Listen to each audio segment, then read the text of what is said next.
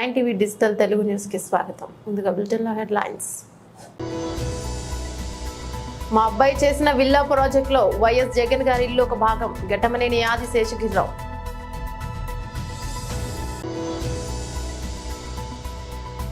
పసిపాప ప్రాణానికి అండగా నిలుద్దాం, దాతలకు తెలుగుదేశం పిలుపు.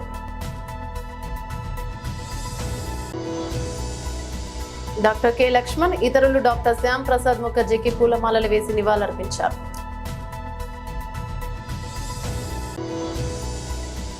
త్రిపురలో హెచ్ఐవి కలకలం, 47 మంది విద్యార్థుల మృతి.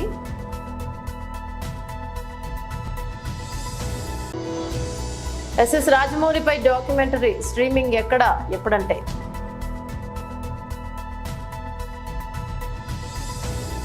డీటెయిల్స్ చూస్తే మా అబ్బాయి చేసిన విల్లా ప్రాజెక్ట్ లో వైఎస్ జగన్ ఇల్లు ఒక భాగం. అప్పటి మార్కెట్ రేటు ప్రకారం ఈ స్థలం కొనుగోలు చేసి ఇల్లు ఆఫీస్ నిర్మాణానికైన బిల్లును మాకు వైఎస్ జగన్ చెల్లించారు. బలవంతంగా ఇల్లు రాయించుకున్నాడు అనేది సోషల్ మీడియా ప్రచారమే తప్ప నిజం కాదు అనేది ఘట్టమనేని ఆది శేషగిరిరావు. ఇది కమ్మ సామాజిక వర్గం యొక్క ఆర్థిక మూలాలు దెబ్బతీసే క్రమంలో ఆదిశేషగిరిరావు గారి బిల్డింగ్ కూడా ఆయన రాయించేసుకున్నారు అనేది ఒక ప్రచారం మంగళగిరిలో. సోషల్ మీడియా ప్రచారం తప్ప అంతేనా? మా అబ్బాయి చేసిన ప్రాజెక్టులో విల్లా ప్రాజెక్ట్, అది విల్లా ప్రాజెక్టులో ఒక ప్లాట్, ఆయన ఇల్లు కానీ ఆయన ఆఫీస్ కానీ మామూలుగా మార్కెట్ రేట్ ప్రకారమే కొన్నాడు. అన్ని కన్స్ట్రక్షన్ చేసిన బిల్స్ అన్నీ ఇచ్చాడు. అది కరెక్ట్ కాదంటారా? కదా ఇప్పుడు ఉండే ఇల్లే అసలు మీరే కట్టించుకున్నారు, ఆయన దూరాడు అనేది కదా. కరెక్ట్ కాదు. ఆయన కావాలని నేనే ప్లాన్ చేసి పెట్టాను. ప్లాన్ చేసింది నేనే, ఇల్లు ఎలా ఉండాలి, ఆఫీస్ ఎలా ఉండాలి అంటే ఆయన కోసమే మొత్తం ప్లాన్ చేసి పెట్టారా మీరు? ముందు ఎలక్షన్ ముందు 19 ముందు. అవును, 19 ముందే కదా జరిగింది. అది సైట్ కూడా చూడలే. ఒక సైట్ కొనిపించింది కానీ కట్టింది కానీ డిజైన్స్ చూశాడు తప్ప కన్స్ట్రక్షన్ అప్పుడు కూడా రాలే. గృహప్రవేశానికే వచ్చాడు అంతే. మొత్తం మీరు కట్టారు, మీరు కట్టించి గృహప్రవేశానికి ఇచ్చారు. అన్ని వాస్తు ప్రకారం కట్టినవి అన్నీ. సో ఇలాంటి దాంట్లో ఏమీ లేదంటారు. అది ఎంత ఉట్టిటి ప్రచారమే. ముద్దులొలుకుతున్న 9 నెలల చిన్నారికి ప్రాణాంతక వ్యాధి అయితే ఒక్క ఇంజెక్షన్ ద్వారా ఆ బిడ్డను బతికించుకోవచ్చు. కానీ వచ్చిన సమస్యలా ఆ ఇంజెక్షన్ ఖరీదు 16 కోట్లు.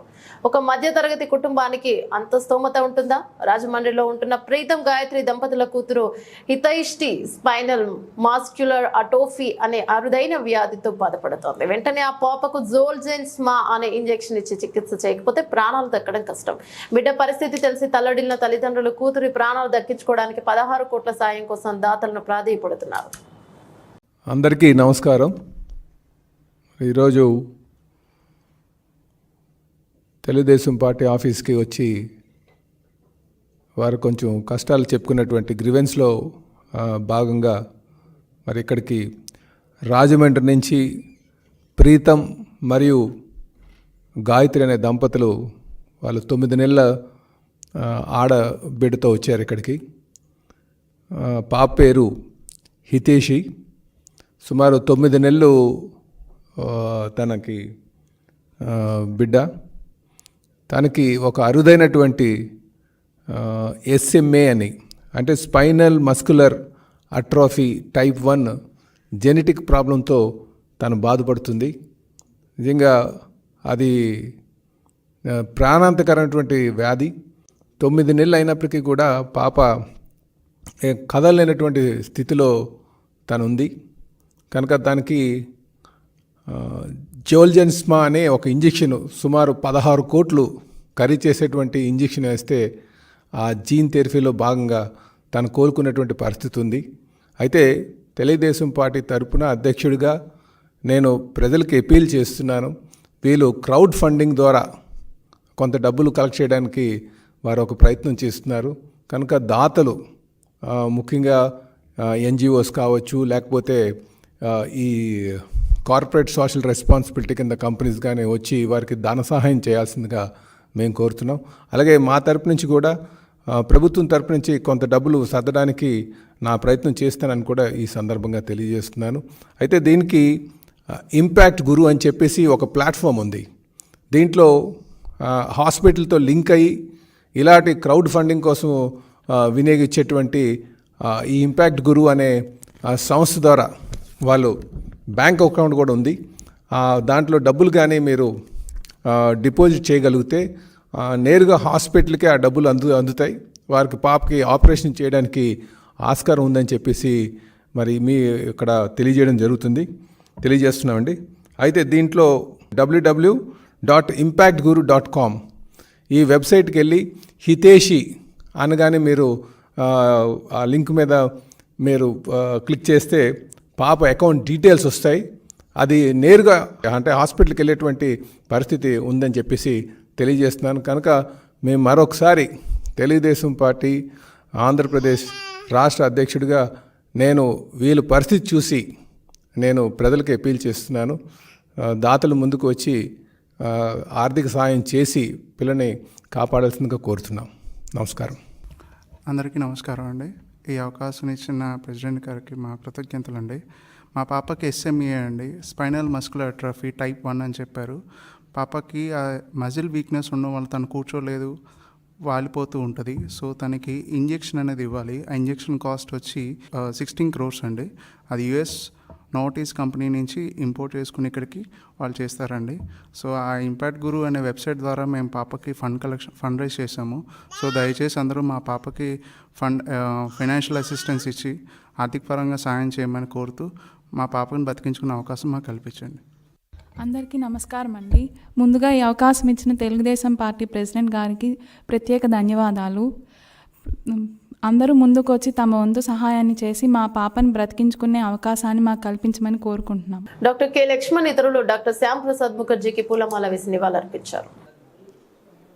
భారతదేశ సమగ్రతకు సమైక్యత కోసము అఖండ భారత కొనసాగింపు కోసము తమ ప్రాణాలు సైతం అమర్పించినటువంటి అమరవీరుడు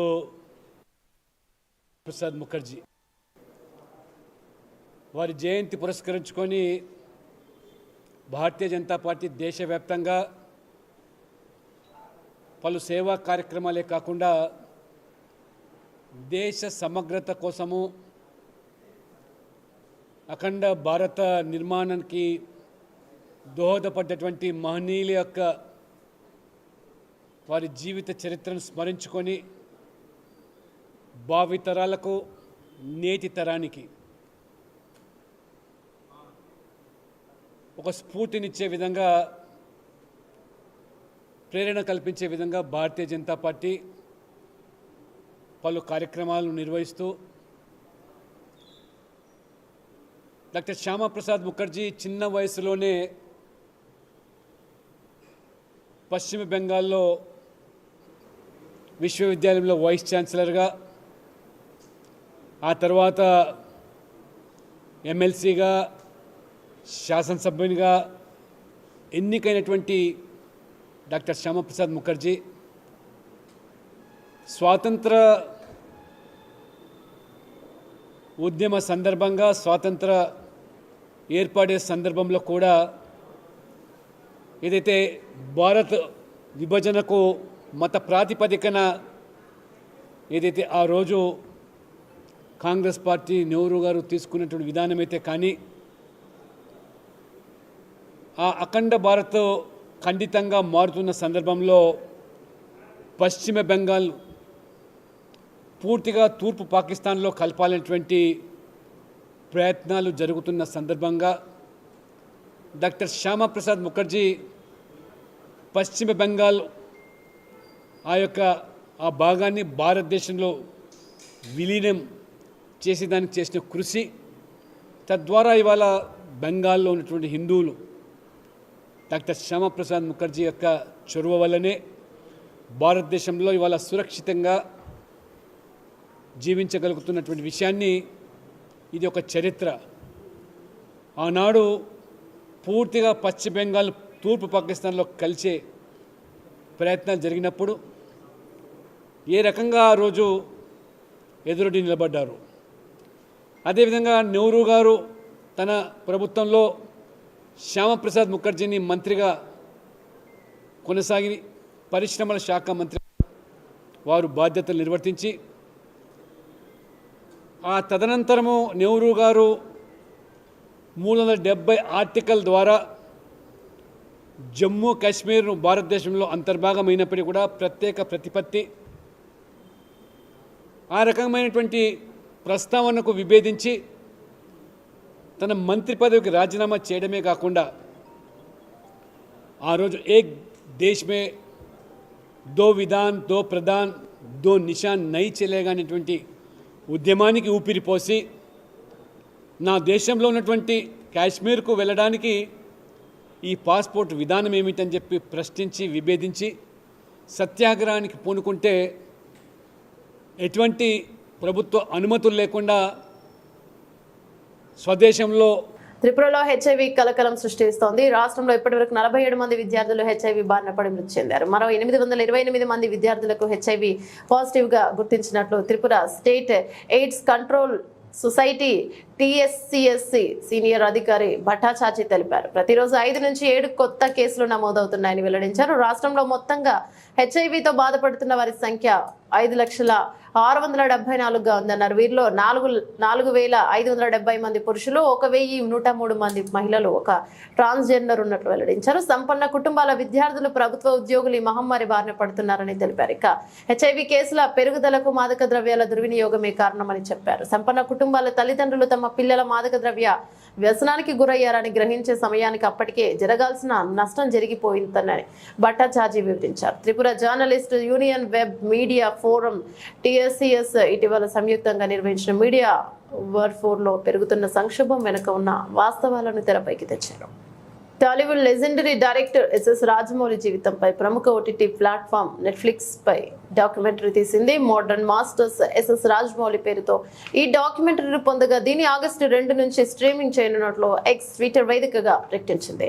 ఒక మనిషి అనేక బ్లాక్ బస్టర్లు, అంతులేని ఆశయం. ఈ లెజెండరీ ఫిల్మ్ మేకర్ ఇలా అత్యున్నత శిఖరాలకు చేరుకోవడానికి అనుసరించింది ఏమిటి? Modern masters SS Rajamouli August 2న వస్తున్నారు, నెట్ఫ్లిక్స్ లో మాత్రమే అంటూ ట్వీట్ చేసింది. దీంతో జక్కన్న ఫ్యాన్స్ తో పాటు సినీ అభిమానులు కూడా ఈ డాక్యుమెంటరీ కోసం ఆతృతగా ఎదురు చూస్తున్నారు. ఇక దర్శకుడు రాజమౌళి గురించి ప్రత్యేకంగా చెప్పనక్కర్లేదు. తెలుగు సినిమాను అంతర్జాతీయ స్థాయికి తీసుకెళ్లిన లెజెండరీ డైరెక్టర్. తనదైన మేకింగ్ సినిమాలను గ్రాండ్ గా తీయడంలో ఆయనే సాటి. జక్కన్న తీసిన బాహుబలి 2, RRR చిత్రాలు భారీ వసూళ్లతో పాటు తెలుగు సినిమాను ప్రపంచ వేదికపై నిలబెట్టాయి. ఇక RRR అయితే ఆస్కార్ సాధించే తొలి తెలుగు చిత్రంగా రికార్డుకి ఎక్కింది. మెదక్ జిల్లా చిన్నశంకరంపేట మండలం ఉమ్మడి ఆంధ్రప్రదేశ్ రాష్ట్రంలో తెలంగాణ రాష్ట్రాల వ్యాప్తంగా కాంగ్రెస్, TDP, TRS భూమి లేని SC, ST, BC మైనార్టీలకు కులాలకు అతీతంగా ప్రభుత్వ పథకాల కింద పేదలకు భూములు పంపిణీ చేశారు. భూములతో పాటు సరైన నీటి వసతులు లేక భూములు పడావుగా ఉన్నవి.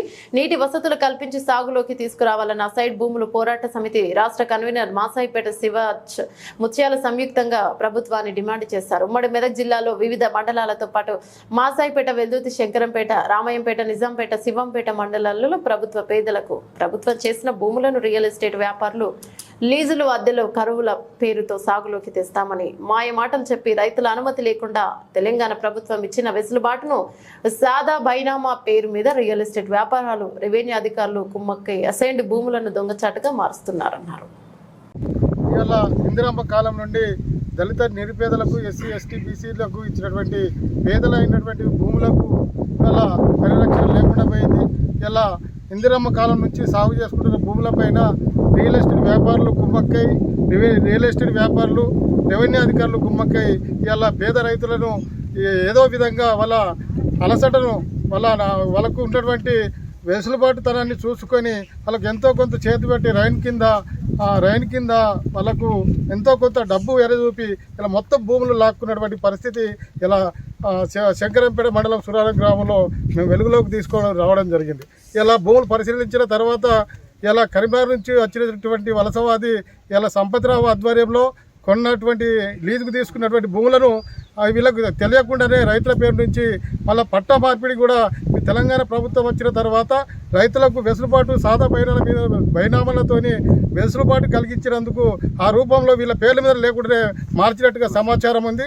కానీ దాన్ని మేము RTI తరఫున RTI సమాచార హక్కు చట్టం ప్రకారం మేము RTI పెట్టాము. చిన్నశంకరపేట మండలంలో పెట్టాం. మొత్తం దాని సమాచారం సేకరించి దీనికి బాధ్యులైన మీద కఠిన చర్యలు తీసుకుని రెవెన్యూ అధికారుల నిర్లక్ష్యం విడనాడి ఇలా రైతుల పక్షాలు నిలబడి రైతులకు భూములు దక్కేంత వరకు కూడా ఈ అసైన్ భూముల హక్కుల పోరాట సమితి పోరాటం చేస్తుంది, వాళ్ళకి అండగా ఉంటుందని తెలియజేస్తూ ఉన్నాం. గౌరవనీయులైన డాక్టర్ శ్యామా ప్రసాద్ ముఖర్జీ జయంతి సందర్భంగా ఆయన విగ్రహానికి పూలమాల వేసి నివాళులర్పించారు.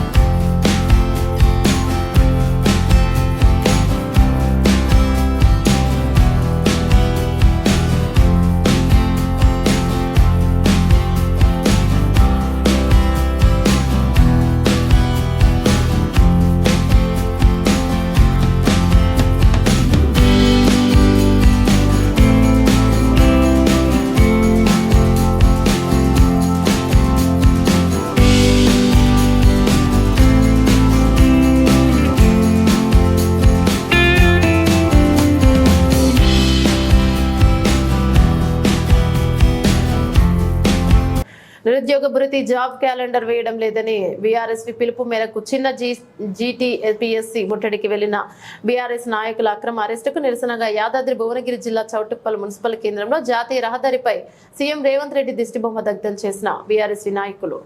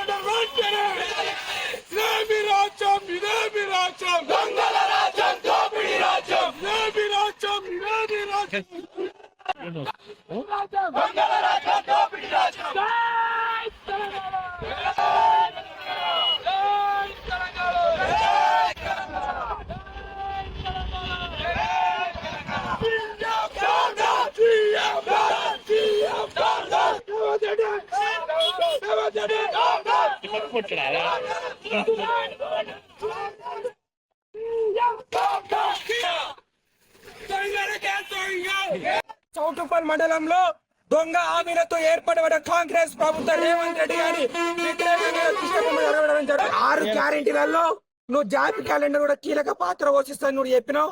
జాబ్ క్యాలెండర్ కూడా తక్షణమే నువ్వు నిర్వహణ చేయాలి.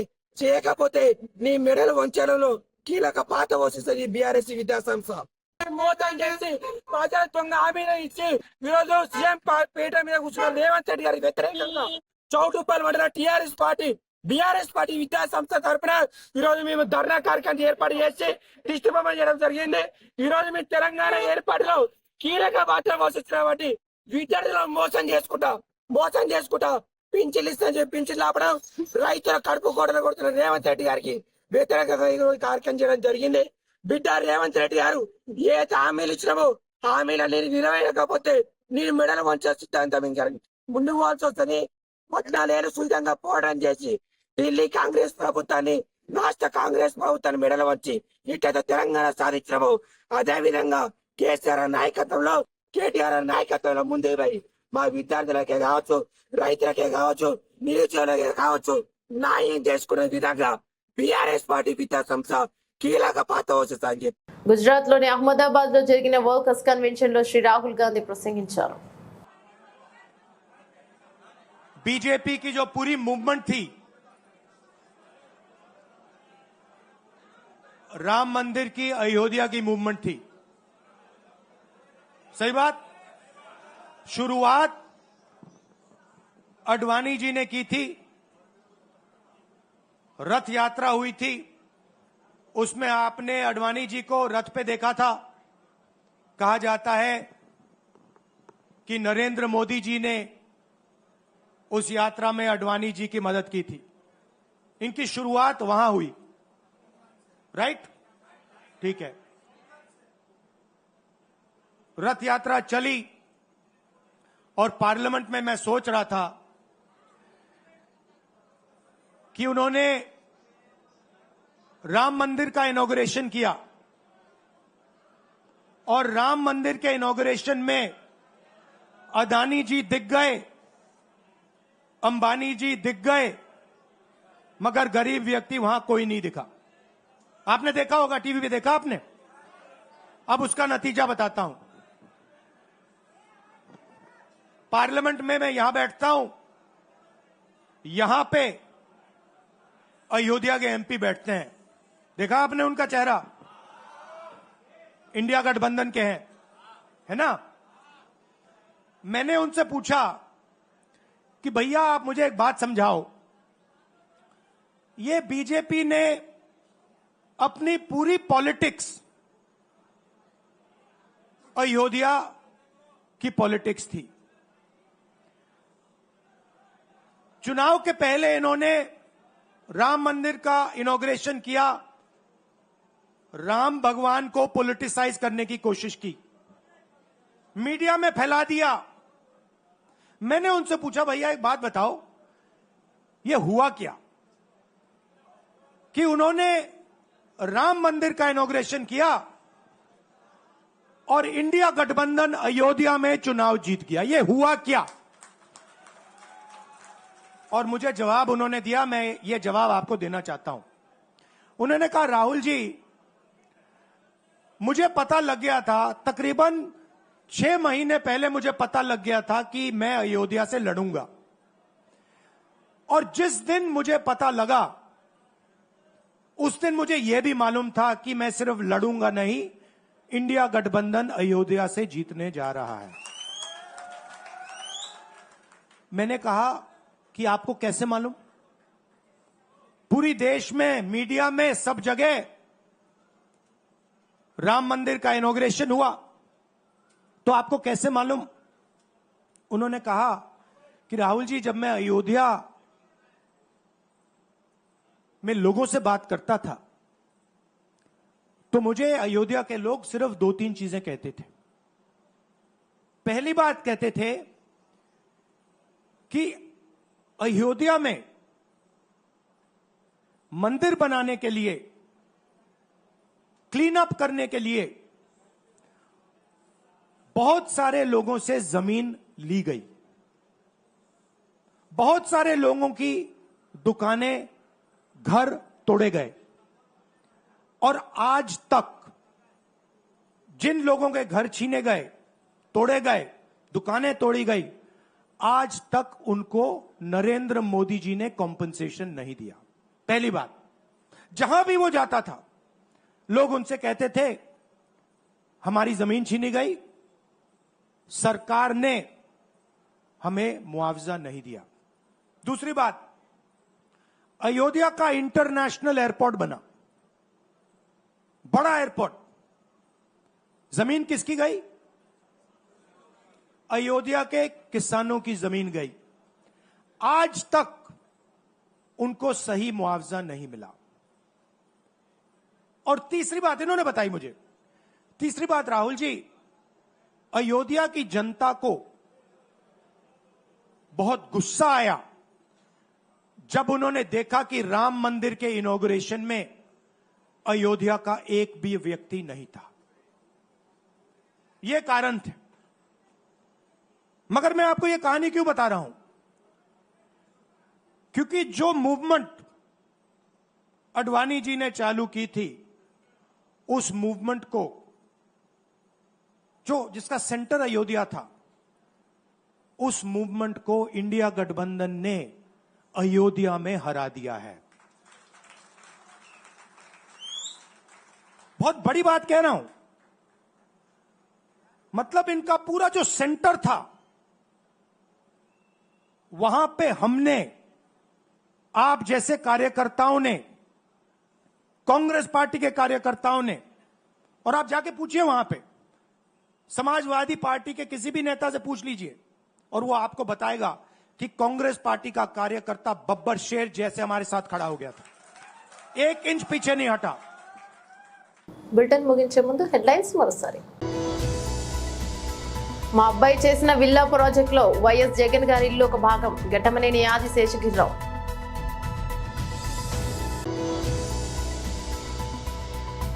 పసిపాప ప్రాణానికి అండగా నిలుద్దాం, దాతలకు తెలుగుదేశం పిలుపు.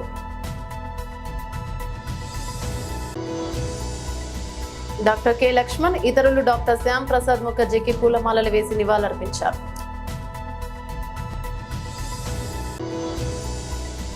త్రిపురలో హెచ్ఐవి కలకలం, 47 మంది విద్యార్థుల మృతి.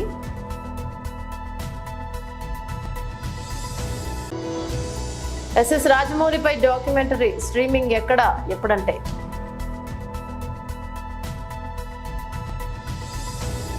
ఇవి బులెటిన్ అప్డేట్స్. మరో బులెటిన్లో మళ్ళీ కలుసుకుందాం. అంతవరకు సెలవు, నమస్తే.